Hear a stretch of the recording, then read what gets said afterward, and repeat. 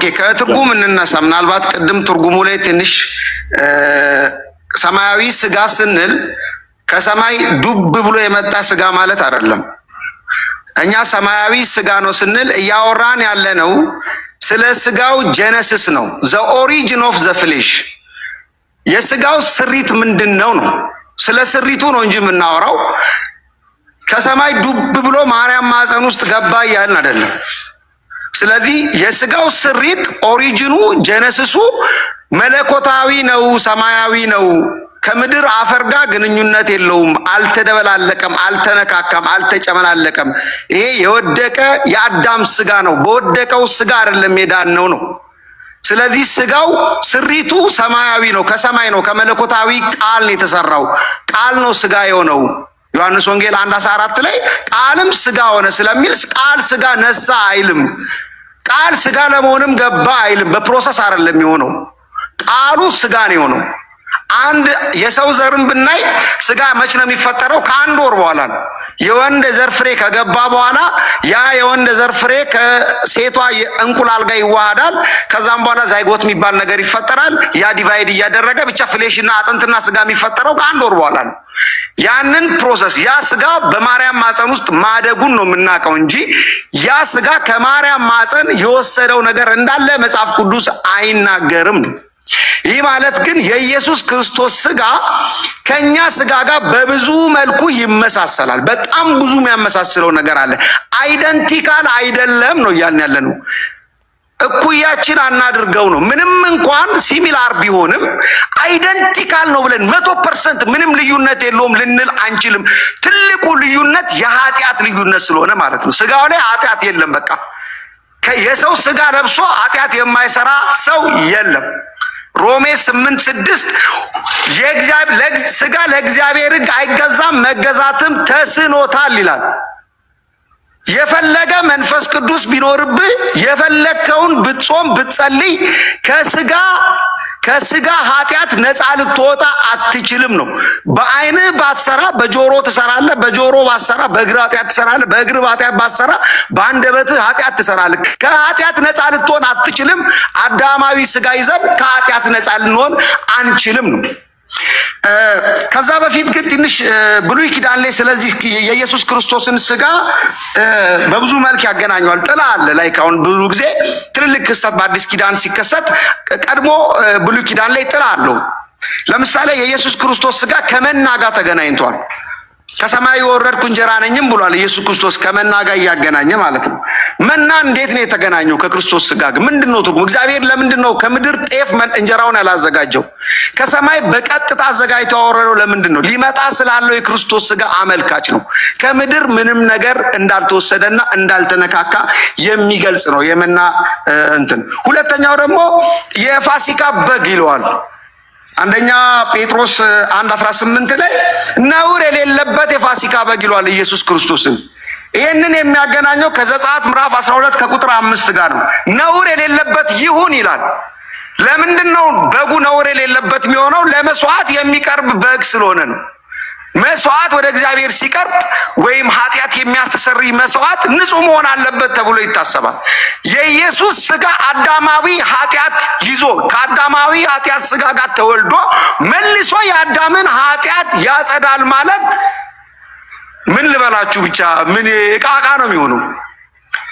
ከኃጢአት ነፃ የሆነ ስጋ ነው። ለዛ ነው የውርስ ኃጢአት በአዳማዊ ኃጢአት ይዘን የመጣነውን ኃጢአት ሙሉ ለሙሉ ሊደመስስ የቻለው ከአዳማዊ ኃጢአት ጋር ከአዳማዊ ስጋ ጋር ንክኪ ስለሌለው ነው። ሁለተኛ ኢሳይያስ ምዕራፍ 53 ቁጥር 2 ላይ እንደ ቡቃያ ከደረቅ መሬት ወጣ ይላል። ደረቅ ብሎ ነው። አሁን ደረቅ መሬት ምንድነው ነው? አሁን ስፒሪቹዋሊ ነው ማየት ያለብን። ከሰው ዘር ውጭ ሆነ ማለት ነው። ደረቅ መሬት ማለት አሁን ደረቅ መሬት በኖርማሊ ማለት ነው ዘር ሊሰጥ አይችልም። የማርያም ማህፀን ደረቅ ማህፀን ነው። አልረጠበም። ሌላ የወንድ ዘር አልገባበትም። ከዛ የደረቅ ማህፀን ነው ይሄ ስጋ የተዘጋጀው። ስለዚህ ከምንም ነገር ንክኪ የለውም ለማለት ነው። ሁለተኛ ደግሞ የኛን ስጋና የኢየሱስ ክርስቶስን ስጋ ምንድነው ልዩ የሚያደርገው ሲባል አንደኛ ከሰማይ የወረደ ሕያው ቃል ነው ስጋ የሆነው። ቃልም ስጋ ሆነ ስለሚል መጽሐፍ ቅዱስ ከምድር ዘር ንክኪ የለውም። በኋላ እንመጣበታለን። የቅድሞቹን ጥቅሶች አንተ ሜንሽን ያረካቸውን ከምን አንግል እንደተባሉ እናየዋለን። ስጋውን ከን የለውም። ኃጢአት ሰርቶ አያቅም። ኃጢአት ሰርቶን የማያቅ ስጋና ከኃጢአት ፈጽሞ ሊወጣ የማይችልን ከኃጢአት ጋር ተጣብቆ ያለን ስጋ ያውም ኤክስተርናል አሲስታንት ኖሮት መንፈስ ቅዱስ ተደምሮበት ጸሎት ተደምሮ አምልኮ ተደምሮበት በፍጹም ከኃጢአት ሊለየም ከማይችል ስጋ ጋር አምጥተን መጭመቅ አንችልም። የኢየሱስን ስጋ ማለት ነው። ሌላኛው ምናልባት በደንብ ዲስክራይብ ለማድረግ የኛ ስጋ ዲፋይን በተደረገበት ልክ የኢየሱስ ክርስቶስ ስጋ ዲፋይን አልተደረገም። መጽሐፍ ቅዱስ ኢየሱስን ቅዱስ ነው ይለዋል። ሉቃስ 1 ቁጥር 35 ላይ ቅዱስ የእግዚአብሔር ልጅ ይለዋል። ማርቆስ 1:4 ላይ ደግሞ አንተ ቅዱስ የእግዚአብሔር ልጅ ነህ ይላል። ቅዱስ የሚለው መለኮቱን ነው? ስጋውን ነጥሎ ነው? ስጋው ርኩስ ነው ማለት ነው? ዳዊት ደግሞ ሲናገር መዝሙር 55 ላይ እናቴ በኃጢአት ጸነሰችኝ፣ በአመፅ ጸነሰችኝ፣ በኃጢአትም ደግሞ ወለደችኝ ይላል። እንግዲህ ኃጢአት ያለው ጽንሱ ላይ ነው። አስባችኋል? ጽንሱ ላይ ኃጢአት አለ። ሲወለድም በአመፅ ነው የተወለደው የሰው ልጅ። የውርስ ኃጢአት አለ። በዲኤንኤ የሚተላለፍ የውርስ ኃጢአት አለ።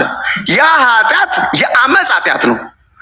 ኢምቢውልት ቢያዝ አጌንስት ራይቸስነስ ለአመፅ የተደራጀ በፍጹም ላይፈርስ የሚችል ስጋ ማለት ነው። ለኃጢአት እጅ የማይሰጥ ስጋ ነው የኛ ስጋ። ስለዚህ ከዚህ ቅዱስ ስጋ ጋር ማነካካት የለብንም። ሁለተኛ ደግሞ ስጋው አይበሰብስም። አሁን በኳሊቲ ደረጃ እንኳን ብንሄድ በኤክስተርናል ኳሊቲም ብንሄድ የኢየሱስ ስጋ አይበሰብስም። እንደማይበሰብስ ደግሞ አስቀድሞ ትንቢት ተነግሯል። 3 ቀን መቃብሩ ስለቆየ አይደለም ያልበሰበሰው፣ 10 ዓመት ቢቆይም አይበሰብስም። መዝሙር 16 ቁጥር 10 ላይ ስጋህም ቅዱስህም መበስበስን ያይ ዘንድ አልወደድህም ይላል ንጉሥ ዳዊት ሲናገር። ስለዚህ የማይበሰብስ ስጋ ነው። አጥንቱም ዳዊት ባይዘ ስለ ስጋው መበስበስ ብቻ ሳይሆን አጥንቱም እንደማይሰበር ተናግሯል። ስለዚህ ምንም እንኳን ሲሚላር ቢሆንም ስጋውና ስጋችን አይደንቲካል ግን አይደለም ነው የኛ አቋም። አይደንቲካል ያልሆነበት ደግሞ ኦሪጂኑ ስሪቱ መነሻው መለኮታዊ የሆነ የእግዚአብሔር ቃል ስለሆነ ነው ብለን የምናምነው። በእጅ ያልተሰራ ነው ስጋው። ሁለተኛ ቆሮንቶስ 5:1 ላይ በእጅ ያልተሰራ ይሏል። የእግዚአብሔር ቤተ መቅደስ ያ በእጅ ያልተሰራ እኛ ከትንሣኤ በኋላ የምንለብሰው ስጋ የኢየሱስ ክርስቶስ ስጋ ነው። ስጋው ክቡር ነው። የትኛውም የሰው ስጋ ንጉሥ ሰለሞን፣ ንጉሥ ዳዊት፣ ማንም አብርሃም የአብርሃም ስጋ ክቡር አልተባለም። አሁን እናንተ ለንጽጽር የምታቀርበው ስጋ በፍጹም ክቡር አልተባለም። የተዋረደ ስጋ ነው። የሰው ልጅ ስጋ በሙሉ አስረግጠ ንገረኝ ካልክ የተዋረደ ስጋ ነው። የተዋረደው ስጋችንን ይለውጠዋል ይላል መጽሐፍ ቅዱስ። የኛ ስጋ መለወጥ ይፈልጋል። ትራንስፎርሜቲቭ ቼንጅ ይፈልጋል። የሱ ስጋ ደግሞ ክቡር ስጋ ነው። ክቡር ስጋውን እንዲመስል የተዋረደው ስጋችንን ይለውጠዋል ይላል። ስለዚህ ፊልጵስዩስ 3:21 ላይ ነው የሚለው። ይሄ ደግሞ የኢየሱስ ክርስቶስ ስጋ አልተለወጠም። ባይዘይ ከትንሣኤ በኋላም በተወሰነ መልኩ ግሎሪፋይ ሆኗል እንጂ አልተለወጠም። ትንሣኤው ስጋው ላይ ያመጣው ኬሚስትሪ ለውጥ የለም። ስለዚህ ስጋው ከትንሣኤ በፊትም ክቡር ነው፣ ቅዱስ ነው፣ ያልተዋረደ ስጋ ነው። የተዋረደ ስጋ ማለት ነው የሚበሰብስ፣ የሚገማ፣ የሚተላ 3 ቀን እኮ ሻወር ባንወስድ እኮ ሰፈር የሚበጠብጥ ስጋ ነው ያለን።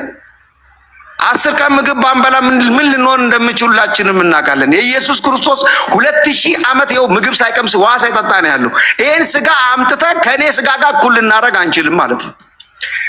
ስለ ስጋ የምናወራ ከሆነ ስለ አይን፣ ስለ ጆሮ፣ ስለ እግር ነው አይደል? ያንተ አይን ምን ያህል ርቀት በአንድ ጊዜ ማየት ይችላል? የኢየሱስ ክርስቶስ አይን ከሰማይ ሰማያት ሆኖ ይሄንን ዓለም በመዳፉ ያያታል ይላል መጽሐፍ ቅዱስ። ዓለምን በመዳፉ ነው የሚያየው። ይሄንን አይን ወስደን ነው ከኢየሱስ አይን ጋር እኩል የምናደርገው? 6 ሜትር አጣርቶ የማያይ አይን ይዘን ይህንን አይን ከክርስቶስ አይን ጋር እኩል ልናደርግ አንችልም። በአንድ ጊዜ ምን ያህል ርቀት ላይ ይሰማል? በአንድ ጊዜ ከምን ያህል ሰው ድምፅ ልታስተናግድ ትችላለህ? አትችልም። የ2 ሰው ድምፅ መለየት ላትችል ትችላለህ በ5 ሜትር ርቀት። የ7 ቢሊዮን ህዝብ ጸሎት በአንድ ጊዜ መስማት የሚችል ጆሮ ነው ያለው። ይህንን ጆሮ አምጥተን ከክርስቶስ ጆሮ ጋር አፍንጫውን አምጥተን ከኛ አፍንጫ ጋር ልናላትም አንችልም። እኩል ልናደርግ አንችልም። ሲታይም እኩል ነው። ሲታይ ከኛም ይብሳል እኮ የባሪያ መልክ ነው ያለው። ስለዚህ የኢየሱስ የክርስቶስ ስጋ በብዙ ከኛ የሚለይ መሆኑን ለማመልከት ነው። ሁለተኛ ደግሞ የእኛን ስጋ መጽሐፍ ቅዱስ የኃጢአት ስጋ ይለዋል። ሮሜ 6:6 ላይ የኃጢአት ስጋ ይሻር ዘንድ ይላል። የኃጢአት ስጋ ይሻር ዘንድ ይለዋል። ስለዚህ ኃጢአት ያለበት ስጋ ነው፣ መሻር ይፈልጋል፣ አብዴት መደረግ ይፈልጋል ማለት ነው። በአመፅ የተጸነሰ ስጋ አይደለም፣ በአመፅ የተወለደ ስጋ አይደለም። ምንም ቢደረግ ከኃጢአት መላቀቅ የማይችል ስጋ ነው ያለን። የኢየሱስ ክርስቶስ ስጋ ኃጢአት አይሰራም። ሮሜ 8:6 ላይ ለእግዚአብሔር ሕግ አይገዛም ስጋ ይላል። አይገዛም ብቻ ብሎ ቢያቆም እኔ አልከራከርም ነበር። መገዛት ተስኖታል ይላል። የሰው ስጋ ለእግዚአብሔር ሕግ አይገዛም። የአዳም ስጋ ትልቁ ችግሩ እኮ ሕግ ላይ መውደቅ ነው። ሕግን አያከብርም። የሰውንም የእግዚአብሔርም ሕግ አያከብርም የሰው ስጋ። ስለዚህ ከክርስቶስ ስጋ ጋር አንድ ሊያደርግ አይችልም። ትልቁ ልዩነት እኮ ኃጢአት ነው። ኃጢአት መስራትና ለመስራት ነው። በቃ ኃጢአት አይሰራም ብለህ የምታምን ከሆነ የኢየሱስ ክርስቶስ ስጋ ኃጢአት ሰርቶ አያውቅም፣ አይሰራም፣ ሊሰራ አይችልም የምትል ከሆነ ከአንተ ጋር ኮምፔር ልታደርገው አትችልም ማለት ነው። ምክንያቱም ከኃጢአት ነፃ የሆነ ሰው ስለሌለ። ሌላ ደግሞ ገላትያ 5:19 ላይ የስጋ ስራ የተገለጠ ነው፣ እርሱም እርኩሰት፣ ዝሙት፣ መዳራት ላይ ተነትነዋል። የትኛው ስጋ ነው? ሰማያዊ ስጋ ነው ወይስ ምድራዊ ስጋ ነው? በዚህ ኃጢአት የተገለጠው በዚህ ልክ እኮ ነው ዲፋይን የተደረግነው። ይሄንን እንዳናረግን እኮ ነው የምንጸልየው፣ ጸሎት መንፈስ ቅዱስ የሚወርድብን። የተገለጠ ነው ይላል። በቃ ሊሰወር አይችልም የስጋ ስራ። ስለዚህ በዛ ልክ ነው የተገለጠው ማለት ነው። ሌላኛው ደግሞ ድንኳን ይለዋል። እንደውም ጊዜያዊ ድንኳን ይለዋል ሐዋርያው ጳውሎስ 2 ቆሮንቶስ 5:1 ላይ ድንኳን ይለዋል ይህንን ስጋ። ስለዚህ ድንኳን ማለት ደግሞ ምን ማለት ነው? የሚፈርስ ነው። ሰርግም ሆነ ለቅሶ 3 ቀን 4 ቀን ይቆማል፣ ይፈርሳል በቃ።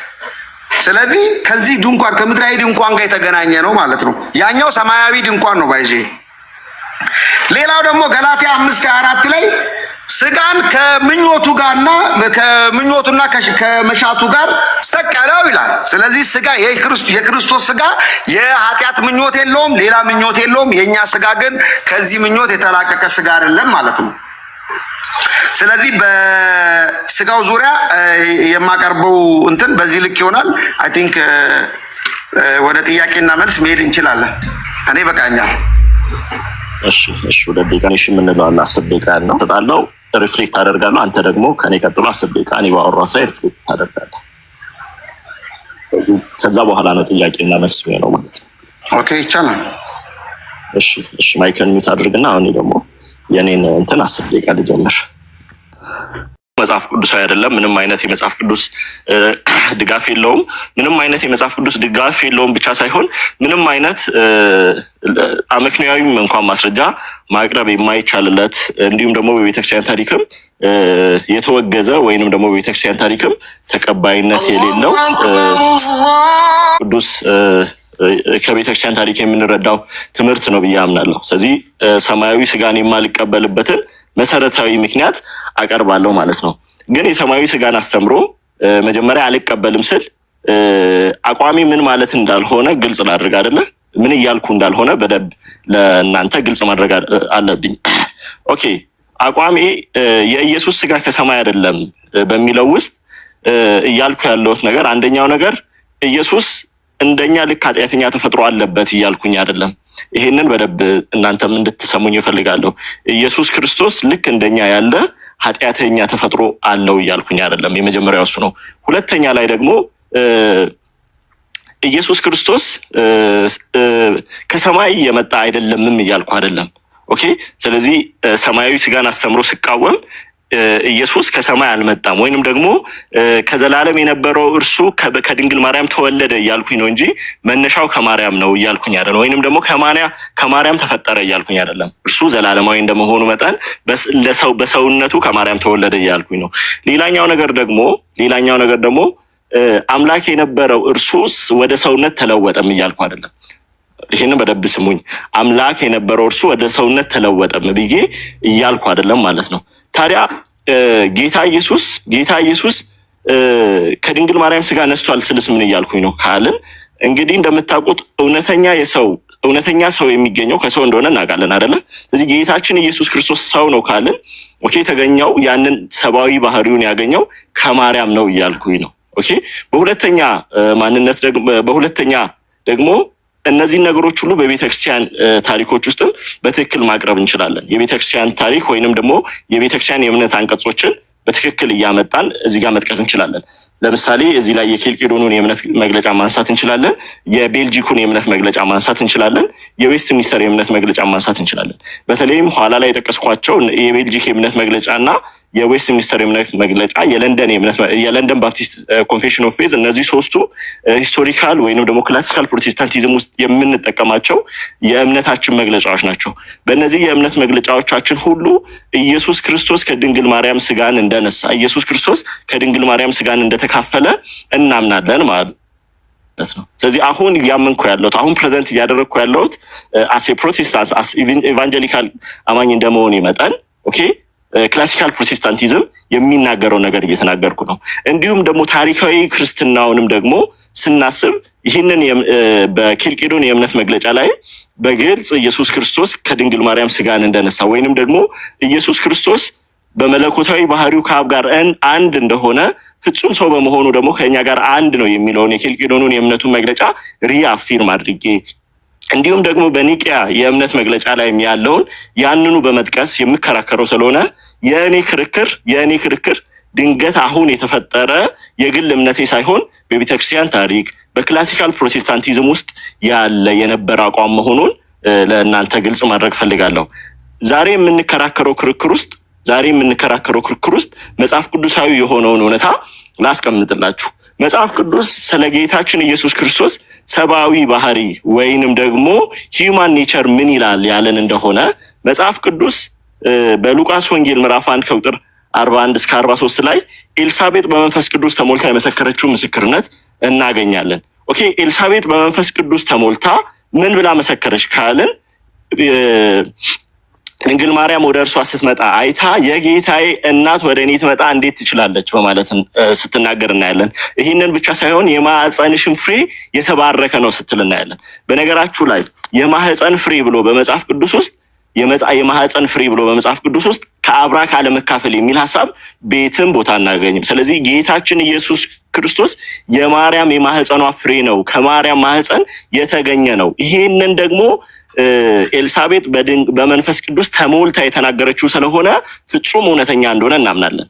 ስለዚህ አንድ ሰው በመንፈስ ቅዱስ ተሞልቶ የኤልሳቤጥን ምስክርነት የሚቀበል ከሆነ ሰማያዊ ስጋ የሚለው ትምህርትን በቀላሉ ሪጀክት ማድረግ ይችላል። ለምን? ምክንያቱም ግልጠተ መንፈስ ቅዱስ አይደለም፣ ወይንም ደግሞ የመንፈስ ቅዱስ መገለጥ የተሸከመ አይደለም። የመንፈስ ቅዱስ መገለጥ የተሸከመው የትኛው ነው ካለን ድንግል ማርያም የጌታችን የኢየሱስ ክርስቶስ በሰብአዊ ባህሪው ምክንያት የማህፀንሽ ፍሬ የመባሏ ነው። እርሱ ብቻ አይደለም።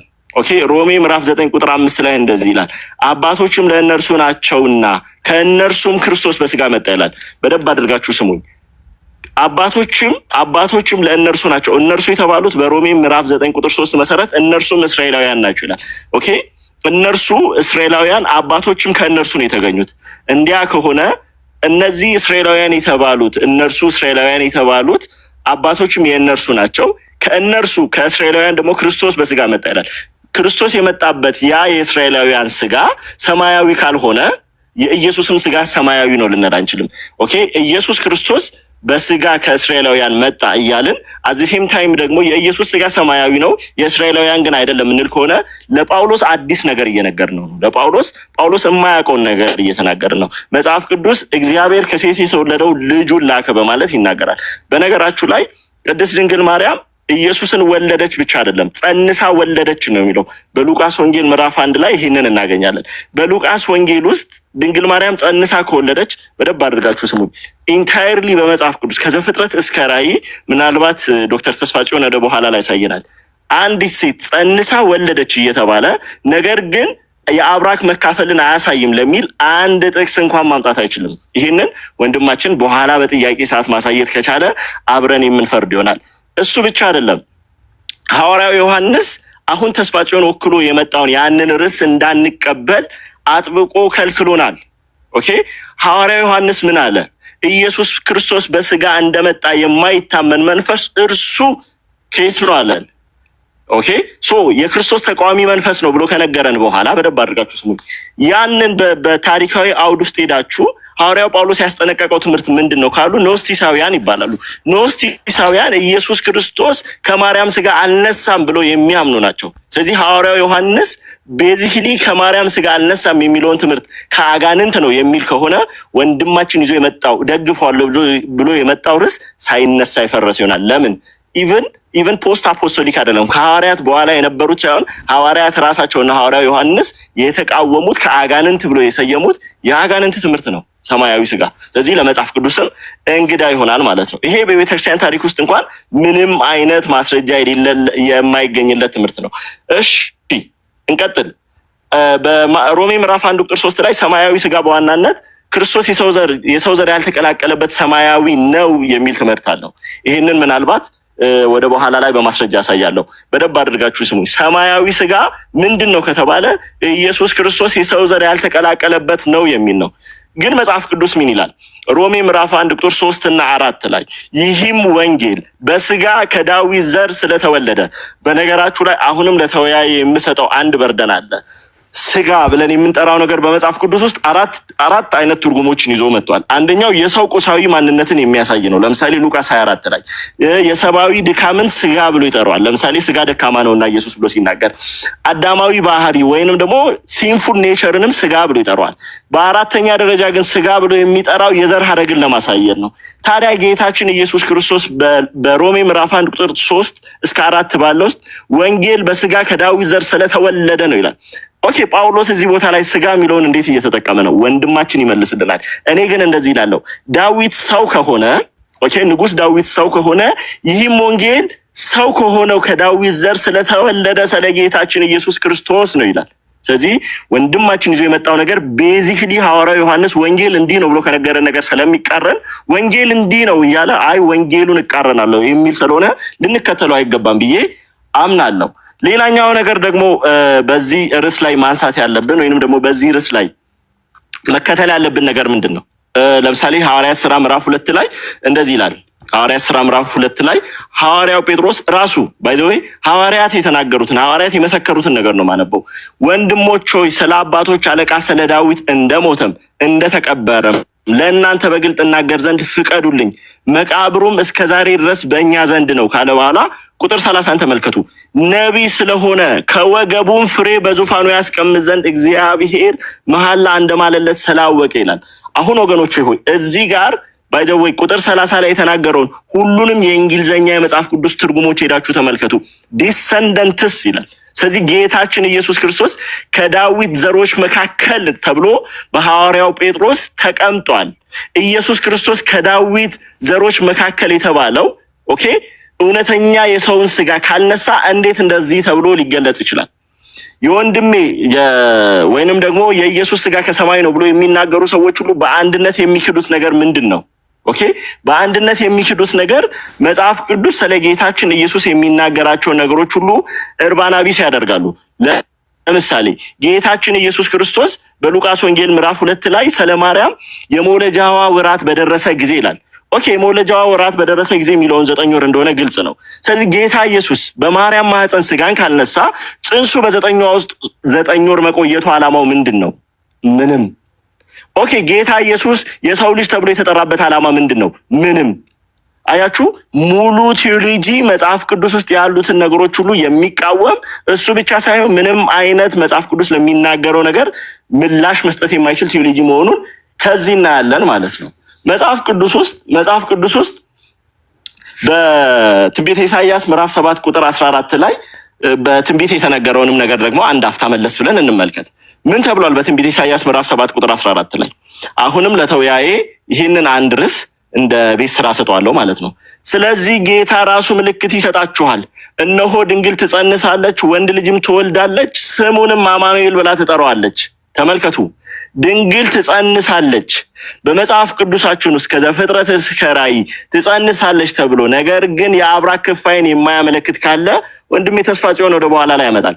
በጣም የሚገርመው እሱ ብቻ አይደለም። ሉቃስ ምዕራፍ 1 ላይ ጌታ ኢየሱስ የመጽሐፍ ቅዱስን ሐሳብ እንዴት እንደሚያስቀምጥ ተመልከቱ። ሉቃስ ምዕራፍ 1 ቁጥር 13 ላይ መልአኩም እንዲህ አለው፣ ዘካርያስ ሆይ ጸሎትህ ተሰምቶልሃልና አትፍራ፣ ሚስትህ ኤልሳቤጥም ወንድ ልጅን ትወልዳለች ስሙንም ዮሐንስ ትለዋለች። እዚህ ቦታ ላይ ኤልሳቤጥ ወንድ ልጅ ትወልዳለች የሚለውን ያንኑ ቃል ለድንግል ማርያም ሲጠቀም እናያለን። ሰማችሁ? ያንኑ ቃል ምን የሚለውን ትወልድልሃለች የሚለውን ያንኑ ቃል ነው የተጠቀመው። ኦኬ። ታዲያ መጽሐፍ ቅዱስ ራሱ ለሰው ውልደት የተጠቀመውን ያንኑ ቃል ለጌታችን ኢየሱስ ክርስቶስ በሉቃስ ምዕራፍ 1 ቁጥር 35 የሚጠቀም ከሆነ ወንድሜ ተስፋ ጽዮንና ይህንን ርዕስ አልቀበልም የምትሉ ሰዎች በምን ግራውንድ ነው ጌታችን ኢየሱስ ክርስቶስ ስጋ አልነሳም የምትሉት? ይሄኛው ለእናንተ ነው። ሌላኛው ነገር ደግሞ በዕብራውያን ምዕራፍ 7 ቁጥር 14 ላይ የኢየሱስ ሊቀ ክህነት ከየት የሚመዘዝ ነው ብሎናል። ኦኬ። ዕብራውያን ምዕራፍ 7 ቁጥር 14ን ተመልከቱ። በዕብራውያን ምዕራፍ 7 ቁጥር 14 ላይ የጌታችን የኢየሱስ ክርስቶስ ክህነት እንደ መልከ ጼዴቅ አይነት ክህነት ነው ካለም በኋላ ወረድ ብላችሁ ስታዩ ጌታችን ከይሁዳ ነገድ እንደመጣ የተገለጠ ነው ይላል።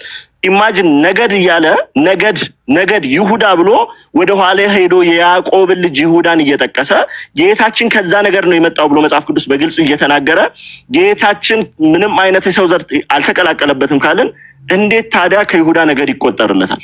ምክንያቱም ነገድ የሚቆጠረው በምን ስለሆነ ጄኔኦሎጂካል የሆነ ተርም ስለሆነ ይሄኛው ለወንድሜ ለወንድሜ ኋላ ላይ ምናልባት የሚያብራራው ነገር ይሆናል ማለት ነው።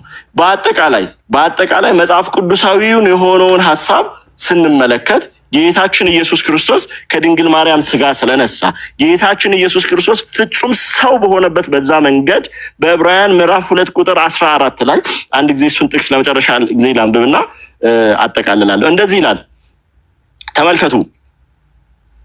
እንግዲህ ልጆቹ በስጋና በደም ስለሚካፈሉ እርሱ ደግሞ በሞት ላይ ስልጣን ያለውን በሞት እንዲሽር ይኸውም ዲያብሎስ ነው። በሕይወታቸው ሁሉ ስለሞት ፍርሃት በባርነት ይታሰሩ የነበሩትን ሁሉ ነፃ እንዲያወጣ በስጋና በደም እንዲሁ ተካፈለ።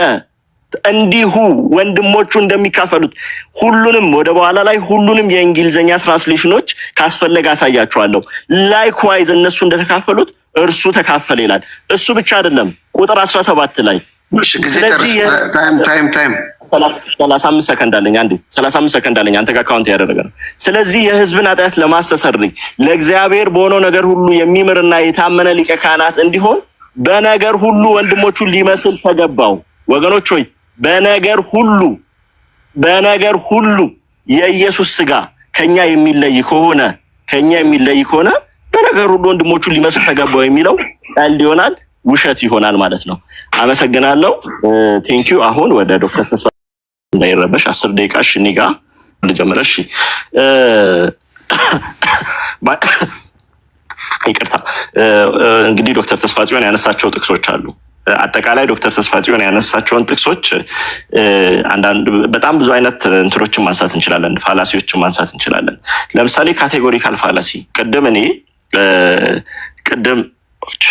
አንድ ጊዜ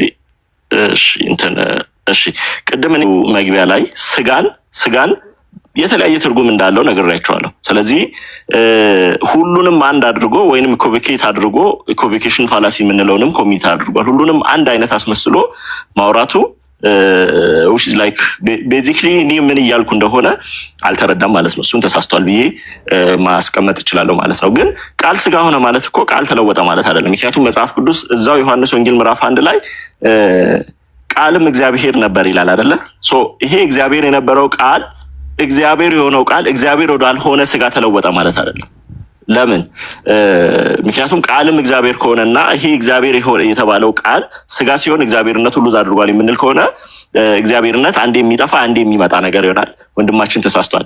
ለምሳሌ ስጋ ሆነ የምትለው ያቺው የግሪክ ቃል ባይ ዘ ዌይ በሁለተኛ ቆሮንቶስ ምዕራፍ 5 ቁጥር 21 ላይ እኛ በእርሱ ሆነን የእግዚአብሔር ጽድቅ እንሆን ዘንድ ኃጢአት ያላወቀውን እርሱን ስለኛ ኃጢአት አደረገው የሚለው የግሪክ ቃል ያው በዮሐንስ ወንጌል ምዕራፍ 1 ላይ ካለው ተመሳሳይ ግስ ነው ማለት ነው። ግን በዚህ ቦታ ላይ ኢየሱስን ኃጢአት ያላወቀውን እርሱን ስለኛ ኃጢአት አደረገው ሲል ኃጢአት ወደሚባል ሰብስተንስ ኢየሱስን ቀየረ ማለት አይደለም። በእኛ ቦታ ሆኖ ኃጢአታችንን ተሸከመ ማለት ነው። ስለዚህ ቃል ስጋ ሆነ ማለት ምን ማለት ነው? ኦኬ እግዚአብሔር የነበረው በባህሪው እግዚአብሔር የነበረው ቃል ኦኬ ሰውነትን ገንዘቡ አድርጎ ስጋን ተዋህዶ መጣ ማለት ነው፣ ወይንም ደግሞ በስጋ ተገለጠ ኦኬ ብለን እንተረጉማለን። እዚህ ላይ አንድ በዩፒሲአይ ላይ አንድ የታወቀ ጸሐፊ አለ፣ ዊሊያም ቻልፋንት የተሰኘ የዮሐንስ ፔንቴኮስታል አለ፣ ዩፒሲአይ ውስጥ በጣም የሚታወቅ ነው። በዚህ የሰማያዊ ስጋን ክሪቲክ ሲያደርግ አንድ የተናገረው ነገር ላንብብላችሁ። but no apostles or New Testament writer ever compared the youthful and righteous Virgin Mary to dry ground. Clearly the dry ground represented Judaism, which are not heard prophetically from God for 400 years ይላል። ሶ ቻልፋንት ምንድን ነው እያለ ያለው? አንድም የብሉይ ኪዳን ሆነ የአዲስ ኪዳን፣ አንድም ሐዋርያ ሆነ አንድም የአዲስ ኪዳን ጻፊዎች ትንቢተ ኢሳይያስ ምዕራፍ 53ን ጠቅሶ ቅድም ባይዘወይ ድንግል ማርያምን እንግዲህ ሲናገር ሰምታችኋል። ደረቅ መሬት ብሎ ሲናገር ሰምታችኋል። አንድም እንኳን እንደዛ ያለ የለም ብሎ የራሳቸው ኢየሱስ አብ ነው ብሎ የሚያምን ኢየሱስ አብም ወልድ መንፈስ ቅዱስም ነው ብሎ የሚያምን የራሳቸውን ሰው መጥቀስ እንችላለን ማለት ነው። ስለዚህ ምንም አይነት ማስረጃ የሌለው ነገር ነው። ደረቅ መሬት የሚለው ሜታፎሪካል ነው። ወደ በኋላ ላይ አንድም እንኳን ማስረጃ የለም፣ አንድም ማስረጃ የለም። ባይዘወይ ወደ በኋላ ላይ እናያለን ማስረጃ የሌለው ነገር እያወራ ስለሆነ መጽሐፍ ቅዱስ ውስጥ ባይዘወይ መጽሐፍ ቅዱስ ውስጥ በአንደኛ ቆሮንቶስ ምዕራፍ 15 ቁጥር 39 ላይ እንደዚህ ይላል። በአንደኛ ቆሮንቶስ ምዕራፍ 15 ቁጥር 39 ላይ ሐዋርያው ጳውሎስ ሲናገር ምን ብሎ ተናግሯል? እሺ ይሄኛውን በደንብ አድርጋችሁ ስሙኝ። እንዲህ ይላል አንድ ጊዜ ስጋ ሁሉ አንድ አይደለም፣ የሰው ስጋ ግን አንድ ነው። ስጋ ሁሉ አንድ አይደለም፣ የሰው ስጋ ግን ስንት ነው? ሁለት ነው። ኢየሱስ የሚባል ሰው አለ፣ ከዛ ደግሞ እኛ አለን። የኢየሱስና የእኛ ስጋ ሁለት ነው አይልም፣ የሰው ስጋ ግን አንድ ነው ይላል። ስለዚህ ወንድማችን ሲምፕሊ ከኔ ጋር ብቻ ሳይሆን ከሐዋርያው ጳውሎስ ጋር ባይዘወይ መከራከርም እንደመፈለግ ነው እያደረገ ያለው። ሌላኛው ነገር ደግሞ ለምሳሌ ቃልም ስጋ ሆነ ወደሚለው ስንመለስ ስጋ የሚለው ባይዘወይ ኢንታየርሊ ሰውንም ሊያመለክት የሚችል ነገር ነው፣ ወይንም ደግሞ ሂዩማን ኔቸርንም ሊያመለክት የሚችል ነገር ነው። ኤፌሶን ምዕራፍ 6 ቁጥር 12 ላይ ቅዱስ ሐዋርያው ጳውሎስ ሲናገር እንዲህ ብሎ ተናግሯል። ሁላችሁ የምታውቁትን ጥቅስ ነው። ምዕራፍ 6 ቁጥር 12 ላይ መጋደላችን ከደምና ከስጋ ጋር አይደለምና ይላል። እዚህ ቦታ ላይ ደምና ስጋ እየተባለ ያለው የሰው ሁለንተና ነው፣ ሰውን የሚያመለክት ነገር። ስለዚህ ስጋ ሲባል ሙዳ ስጋ ማለት ማይገናኝ ነገር ነው። ስጋ ማለት ይሄ ሊትራሊ ቁስን ስጋ ብቻ ያሳያል ማለት ምንም አይነት መጽሐፍ ቅዱሳዊ ማስረጃ የለውም። ለምን ስጋ ስንል ቢያንስ 4 አይነት የስጋ ትርጉሞችን በመጽሐፍ ቅዱስ ውስጥ አይተናል። ወገናችን ግን ስጋ የሚለውን አንድ ጊዜ የኃጢአትን ባህሪ ሊያመለክት የሚችለውን አንድ ጊዜ ደግሞ ቁሱን ስጋ እያደረገስ ኢኮቬኬት ሲያደርግ ነበር። ይሄ በጣም ስህተት ነው፣ በጣም ቀላል ስህተት ነው። መጽሐፍ ቅዱስ እንግዲህ ማርያምን እሱ ደረቅ መሬት ብሎ ቢናገርም ጌታችን መልአኩ ገብርኤል ግን ምን ብሎ ተናግሯል? ሉቃስ ምዕራፍ 1 ቁጥር 35 ላይ እንደዚህ ይላል። መልአኩ መልሶ እንዲህ አላት፣ መንፈስ ቅዱስ በአንቺ ላይ ይመጣል፣ የልዑልም ኃይል ይጸልልልሻል። ስለዚህ ከአንቺ የሚወለደው ከማን የሚወለደው? ከአንቺ። እንግዲህ ቅድም ተመልከቱ፣ አይ ከእሱ አይወለድም ምክንያቱም ደረቅ መሬት ናት አለ። ምንም ስኮላርሊ ማስረጃ የለም። ምንም አይነት ማስረጃ በሌለበት ቦታ ላይ ይህንን ተናግሯል። ግን መጽሐፍ ቅዱስ ምን ይላል? ከአንቺ የሚወለደው ቅዱሱ የእግዚአብሔር ልጅ ይባላል በማለት መጽሐፍ ቅዱስ በግልጽ ይናገራል። እንግዲህ ዮሐንስ ወንጌል ምዕራፍ 6ንም ለመጥቀስ ሞክሯል። በዮሐንስ ወንጌል ምዕራፍ 6 ላይ ጌታ ኢየሱስ እየተናገረ ያለው ነገር ስለምንድን ነው? ጌታ ኢየሱስ ለምሳሌ ቁጥር 37 ላይ ቁጥር 38 ላይ እንደዚህ ይላል፣ ፈቃዴን ለማድረግ አይደለም እንጂ የላከኝን ፈቃድ ለማድረግ ከሰማይ ወርጃለሁ ብሏል። ኢየሱስ ክርስቶስ ራሱ ከሰማይ መውረዱን የሚናገሩ ጥቅሶችን አምጥቶ ራሱ እንግዲህ ቅድም እንዳልኳችሁ ለምሳሌ በማብራሪያ ደረጃ ወንድማችን ሰማያዊ ስጋ ስንል ከሰማይ ዱብ ያለ አይደለም ብሏል። ኦኬ ከሰማይ ዱብ ያለ ስጋ ከሌለ በደንብ አድርጋችሁ ስሙኝ። ከሰማይ ዱብ ያለ ስጋ ከሌለ ኢየሱስ ከሰማይ መውረዱን የሚጠቅሱ ጥቅሶችን እያመጡ ሰማያዊ ስጋ ነው ማለቱ ስህተት ይሆናል። ኦኬ ስህተት ይሆናል። ኢየሱስ ተናጋሪው ቁጥር 38 ላይ ከሰማይ ወርጃለሁ ብሎ የሚናገረው ተናጋሪ እርሱ በሰማይ በአብ ዘንድ የነበረ ከአብ ጋር ይኖር የነበረው እርሱ ከሰማይ ወርዷል እንጂ ስጋ ከሰማይ ወረደ የሚል እሱም አያምንም። ታዲያ እሱ የማያምነውን ነገር ለምን ጠቀሰ? አላቅም። ሆነስትሊ ስፒኪንግ አላቅም። ቁጥር 51 ላይ ከሰማይ የወረደ ሕያው እንጀራ እኔ ነኝ ይላል። ተናጋሪው ራሱ በአብ ዘንድ ይኖሩ የነበረ። ምክንያቱም ዮሐንስ ወንጌል 17 ላይ ምን ብሎ ተናግሯል ጌታችን ኢየሱስ ክርስቶስ? በዮሐንስ ወንጌል 17 ላይ አባት ሆይ ዓለም ሳይፈጠር በአንተ ዘንድ በነበረኝ ክብር አንተ በራስ ዘንድ አክብረኝ በማለት ተናግሯል። ይህ ተናጋሪ በአብ ዘንድ የከበረ ሆኖ ይኖር የነበረ ነው። ፊልጵስዩስ ምዕራፍ 2 ላይ እርሱ በእግዚአብሔር መልክ ሲኖር ሳለ የተባለለት እርሱ ያው ተናጋሪ ፐርሰኑ ዘ ፐርሰን ጂሰስ ክራይስት ራሱ ከሰማይ መውረዱን ለማሳየት የሚናገራቸውን ነገሮች ለስጋ ነው ማለት አንደኛ የማያምንበትን ነገር መልሶ መጥቀስ ይሆናል ማለት ነው። ይሄ ምንም አይነት መጽሐፍ ቅዱሳዊ ማስረጃ የሌለለት ነገር ይሆናል ማለት ነው። በነገራችሁ ላይ ማርያም እንግዲህ ቅድም ደረቅ መሬት ብሎ የሚናገረው ስለ ማርያም ነው ብሎ ነበር። ግን መግቢያ ላይ ስናገር ሰምታችሁ ከሆነ እንዴት ያለ መታደስ ነው! ሰው በመንፈስ ቅዱስ ሲሞላ ምን ብሎ ይናገራል? ተመልከቱ። ሰው በመንፈስ ቅዱስ ሲሞላ እንደዚህ ይላል። ኦኬ ቁጥር 41 ጀምሮ ሉቃስ ምዕራፍ 1 ቁጥር 41 ጀምሮ ኤልሳቤጥም የማርያምን ሰላምታ በሰማች ጊዜ ጽንሱ በማጸኗ ውስጥ ዘለለ። ኤልሳቤጥም መንፈስ ቅዱስ ሞላባት። በታላቅ ድምፅ ጮኻ እንዲህ አለች፣ አንቺ ከሴቶች መካከል የተባረክሽ ነሽ፣ የማህፀንሽን ፍሬ የተባረከ ነው። ሪሊ ላይክ ደረቅ መሬት የተባለችውን እርሷን መንፈስ ቅዱስ አሳሳታት። ይሄ በጣም ቀላል ስህተት ነው። ወንድማችን የጌታ ኢየሱስ ስጋ ሲሚላር ነው አይደንቲካል አይደለም ብሎ ነበር። በኋላ ላይ ባይዘዌ አይደንቲካል ያልሆነበትን ቤዚክ ፕሮፐርቲ እንጠይቀዋለን። ሌላ ነገር ደግሞ እንግዲህ ዶክተር ተስፋጽዮን ሲያነሳ አንድ ነገር የሙግቱ ማጠቃለያ አንድ ነገር ነበር። ባይዘዌ ኢየሱስ ከማርያም ስጋ ከነሳ ኃጢአተኛ ነው የሚል ነበር። ኦኬ ይሄ ግን ቤዚክ የሆነ ነገር ምን ተሳስቷል ወይ ደግሞ ምንን አለመረዳት ነው? ኢሴንሻል ፕሮፐርቲ ስለ ሂውማን ኔቸር ሆነ ስለ የትኛውም ነገር ስናወራ ኢሴንሻል ፕሮፐርቲ እና አክሲደንታል ፕሮፐርቲ የምንለው ነገር አለ። ይኸውላችሁ ኃጢአት ለሰው ልጅ ኢሴንሻል ፕሮፐርቲ አይደለም፣ አክሲደንታል ፕሮፐርቲ ነው። ሰው ስጋን ለብሶ ይሄ ፍጡር የሆነውን ስጋ ለብሶ ኃጢአተኛ የሆነበት ጊዜ ነበር። ሰው ይሄንን ስጋ ለብሶ ኃጢአተኛ ያልሆነበት ጊዜ ካለ ነሰሰርሊ ይሄንን ስጋ የለበሰው ሁሉ ኃጢአተኛ ነው ማለት ስህተት ይሆናል ማለት ነው። ምናልባት ስለ ኢሴንሻል ፕሮፐርቲ እና አክሲደንታል ፕሮፐርቲ ወደ በኋላ ላይ ጠይቋለሁ። የምር ይህንን ነገር ቢረዳ ሊያነሳ የማይችለው ሙግት ስለሆነ በዮሐንስ ደግሞ ያነሳቸው ነገሮች ከዚህ ጋር የተገናኙ ናቸው። አንድም ጥያቄ አንስቶ ነበር። የኢየሱስ ስጋ ያልበሰብሰው ከሰማይ ስለሆነ ነው ይላል፣ ወይንም ደግሞ ሰማያዊ ስለሆነ ነው አለ። ሪሊ እስቲ ሂዱና ያንኑ ጥቅስ ተመልከቱ። እሱን ላንብብላችሁ። ሐዋርያት ሥራ ምዕራፍ 20 እንዲህ ይላል ቁጥር 30 ላይ ነቢይ ስለሆነ ከወገቡም ፍሬ በዙፋኑ ያስቀምጥ ዘንድ እግዚአብሔር መሐላ እንደማለለት ስላወቀ ስለ ክርስቶስ ትንሣኤ አስቀድሞ አይቶ ነፍሱ በሲኦል እንዳልቀረች ስጋውን መበስበስን እንዳላየ ተናገረ። ይህን ኢየሱስ እግዚአብሔር አስነሳው፣ ለዚህ ነገር እኛ ሁላችን ምስክሮች ነን ይላል። የቱ ጋር ነው ስጋው ሰማያዊ ስለሆነ መበስበስን አላየ የሚለው? የለም። ታዲያ ለምንድን ነው ግን ይሄው ነው? እግዚአብሔር በተአምራዊ አሰራሩ እግዚአብሔር ሚራክለስሊ ስጋውን ስለጠበቀው ነው እንጂ ስጋው ሰማያዊ ስለሆነ ነው የሚለው ፍላጎት ነው። ፍላጎት ደግሞ ፍላጎት ብቻ ነው። ምንም አይነት መጽሐፍ ቅዱሳዊ ማስረጃ የለም። ኦኬ ከብዙ ፍላጎቶች ውስጥ በመጽሐፍ ቅዱስ ውስጥ ከሌሉ ነገሮች ሰማያዊ ስጋ ነው።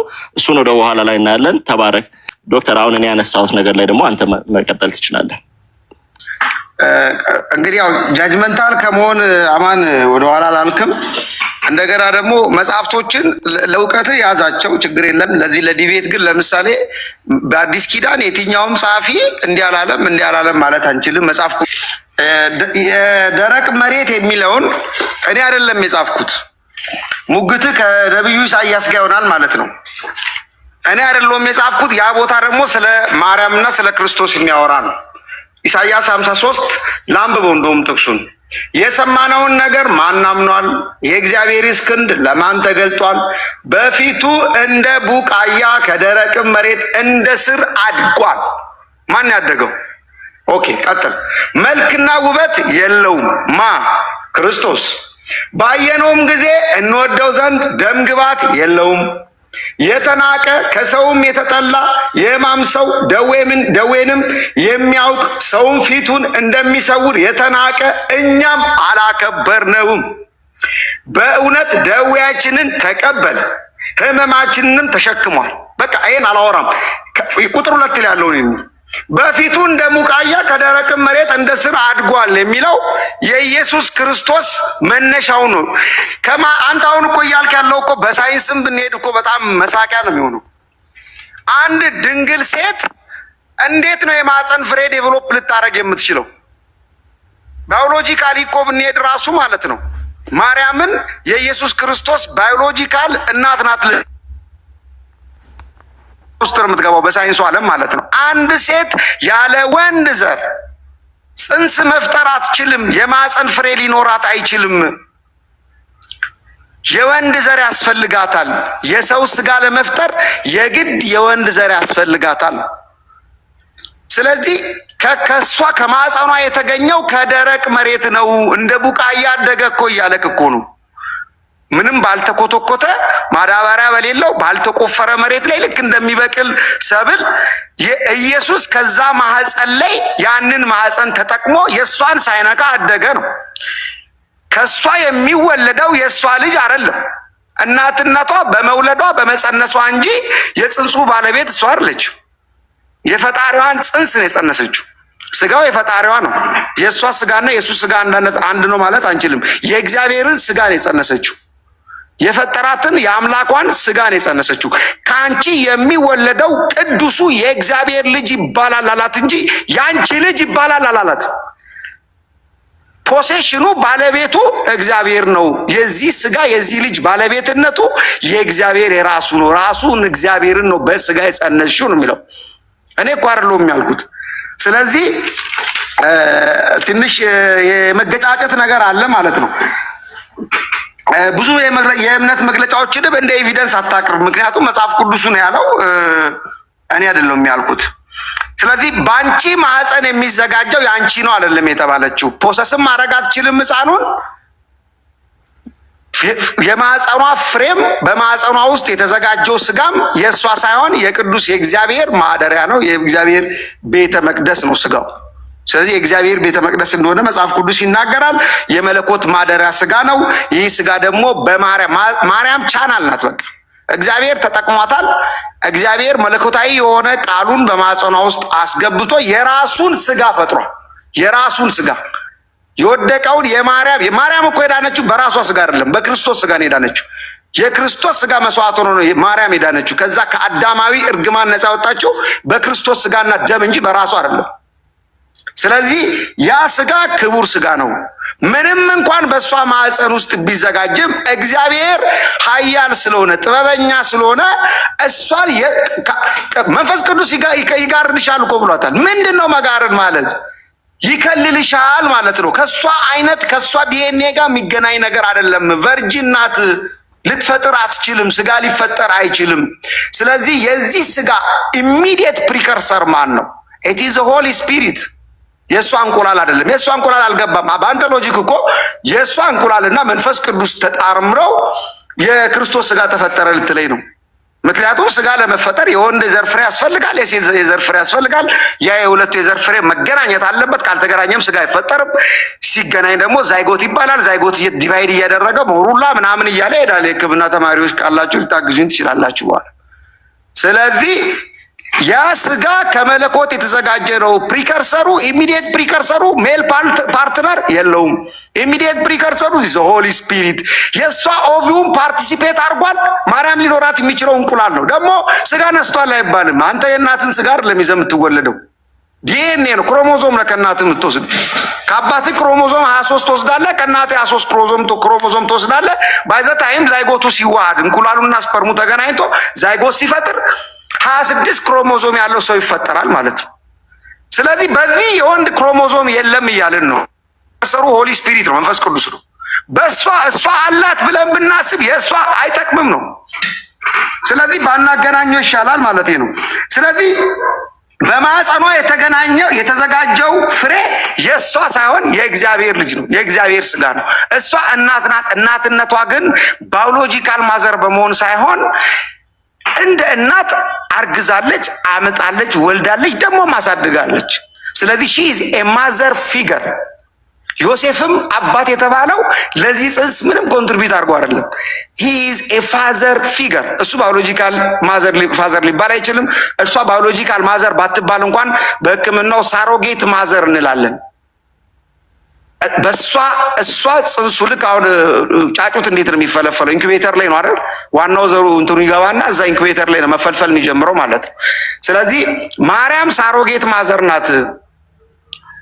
ለዚህ ሕፃን ለዚህ ጽንስ አስተዋጽኦ ያደረገችው ቢኖር ምንድነው? ትራንዚት ተፈጥሯል በእሷ ማፀን። የእሷ ማፀን ለጽንሱ መዘጋጃ ምክንያት ሆናል። ጽንሱን ያዘጋጀው ለራሱ ነው። ሮሜ 8:11 ላይ 36 ላይ 11:36 ላይ እግዚአብሔር ሲያዘጋጅ ሁሉን ነገር ከእርሱ ነው የሚያዘጋጀው፣ ለእርሱ ነው የሚያዘጋጀው፣ ቀጥሎ ደግሞ ለራሱ ነው የሚያዘጋጀው። ስለዚህ ለራሱ ክብር ይሆን ዘንድ እኛን ለማዳን ስጋን አዘጋጀ። መጽሐፍ ቅዱስ ስጋን አዘጋጀልን ይላል እኮ። ስጋን ነሳ አይልም። መባንና መስዋዕትን አልወደድም፣ ነገር ግን ስጋን አዘጋጀልን ይላል። የትኛው ስጋ ነው የተዘጋጀው? በማርያም ማህፀን ውስጥ የተዘጋጀው ስጋ የእግዚአብሔር የራሱ ስጋ ነው፣ የማርያም የራሱ አይደለም።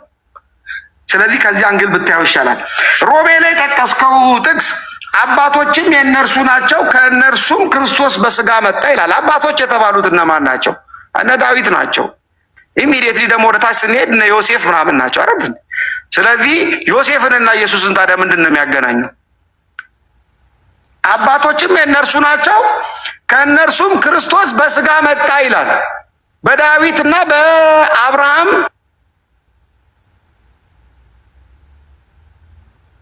የዘር ሐረግ ስንሄድ ክርስቶስ በዛ በኩል ነው የመጣው። ከይሁዳ ነገድ ነው የመጣው። ማርያም የይሁዳ ነገድ ናት እንዴ? መጽሐፍ ቅዱስ ማስረጃ ትሰጠኛለህ? ማርያም የይሁዳ ነገድ መሆኗን የሚያሳይ አንድ ጥቅስ አዘጋጅልኝ። ስለዚህ አባቶችም ከእነርሱ ናቸው የሚለው ሜንሽን ሊያደርግ የፈለገው ዮሴፍንና ከዮሴፍ በላይ ያሉትን አንሲስተሮች ነው። እናቶችም የእነርሱ ናቸው አልተባለም። ማርያም ልትጠቀስ ቢፈለግ ኖሮ አንድ ቦታ በመጽሐፍ ቅዱስ ውስጥ አንድም ቦታ የኢየሱስ ክርስቶስን ጂኖሎጂ ስታጠኑ ማለት ነው ቃል ስጋ አልሆነም እያላችሁ ነው። ቃል ስጋ ነሳ እያልክ ነው። ቃል ስጋ ሆነ ነው የሚለው መጽሐፍ ቅዱስ። ዘ ወርድ ቢኬም ፍሌሽ።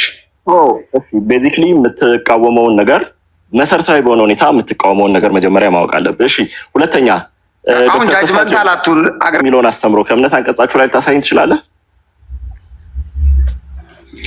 ቁጥር 13 ላይ መልአኩም እንዲህ አለው፣ ዘካርያስ ሆይ ጸሎትህ ተሰምቶልሃልና አትፍራ፣ ሚስት ኤልሳቤጥ ወንድ ልጅ ትወልድልሃለች ይላል። ይሄንኑ ትወልድልሃለች የሚለውን መውለድ የሚለውን ያንኑ የግሪክ ቃል ተጠቅሞ ድንግል ማርያም እንደምትወልድ ጌታን እንደምትወልድ መልአኩ ይናገራል። ታዲያ ለፍጡር መወለድ ወይንም ደግሞ ለሰው መወለድ የተጠቀመውን ያንኑ የግሪክ ቃል ለኢየሱስ ተጠቅሞ ለምንድን ነው መጽሐፍ ቅዱስ የተናገረው? ስለ ኢየሱስ መወለድ ሲናገር ለምንድን ነው ለሰው የተጠቀመው መልሶ ለኢየሱስ የተጠቀመው? በጣም ጥሩ ጥያቄ ነው። ይህን ጥያቄ በደንብ ከተረዳ ማለት ነው ከዚህ በኋላ ሳብስኩን ጥያቄ እንደማትጠይቅ እርግጠኛ ነኝ። መወለድ የሚለው መገኘት የሚለውን ትርጉም ሊይዝ ይችላል። መወለድ ማለት ጥያቄውን ስማ እንዴ። እሺ ጥያቄውን ስማ እንዴ። ስማ ጥያቄውን በሉቃስ ምዕራፍ 1 ቁጥር 13 ላይ ለሰው የተጠቀመውን ያንን መወለድ የሚለውን መልአኩ ገብርኤል መልሶ ለጌታችን መወለድ ጥቅም ላይ ያውለዋል። ለምንድን ነው ለፍጡር የተጠቀመውን ለጌታችን የሚወለደው? የኢየሱስ ውለት የሚለይ ከሆነ ሌላ የግሪክ ቃል ለምን አልተጠቀመም? ማን ልታስተምሮ ፈልገ ነው? መወለድ ማለት ለክርስቶስ ሰው ዶክተር ተው መልሴን አልመለስ። ለአንተ ክሎዚንግ ላይ ትመልሰው። ኢየሱስ ሁሉ ነገር እኛን መምሰል ተገብቶታል ወይስ አልተገባውም? ተገብቶታል። ቴንኪው በነገር ሁሉ። ስለዚህ ሰማያዊ ስጋ የሚባል ነገር የለም። እሺ ኢየሱስ በደንብ አድርገህ አንተ ለምን ትደመድማለህ? ጃጅ ያርጋል። ዝም ብለህ አንተ ኤክስፕሌን አታደርግም። አራተኛ ጥያቄ ኢየሱስ ክርስቶስ በስጋው ምናዊ ነው ወይንም ደግሞ የምን ዘር ነው? የዳዊት ዘር። ምናዊ ዜግነቱን ነው የጠየቅኩ። ዜግነት የለውም መጽሐፍ ቅዱስ ይሄ ነው ብሎ ዜግነቱን አይገልጽም። እሺ ዜግነት የለውም። ሮሜ ምዕራፍ 9 ቁጥር 3 እስከ 5 ላይ ኢየሱስ ከእስራኤል ነው በስጋ የመጣው ይላል። ወንድማችን እንግዲህ ምን እያለ እንደሆነ ተመልከቱ። እሺ መጽሐፍ ቅዱስ እሺ አንዴ መጽሐፍ ቅዱስ ፎልት ፋይንደር ሆነ እንደዛ ከሆነ ጃጅመንታል አቱን ሰማኛ አንዴ እሺ ጸንሳ ነው። ኦኬ እስቲ ጸንሶ መውለድ የሚለው የአብራክ ክፋይን እንደማያሳይ አንድ በመጽሐፍ ቅዱስ ጥቅስ አንድ ብቻ ንገረኝ። ጥቅስ ንገረኝ። የአብራክ ክፋይ ምንድነው? ዲፋይን አድርጎ እስቲ መጀመሪያ ዴፊኒሽን ዲኤንኤ አለመካፈልን እንደሚያሳይ ከመንፈስ ቅዱስ ነው የጸነሰችው። ከመንፈስ ቅዱስ መጸነሷ ነው። ከመንፈስ ቅዱስ ስለጸነሰች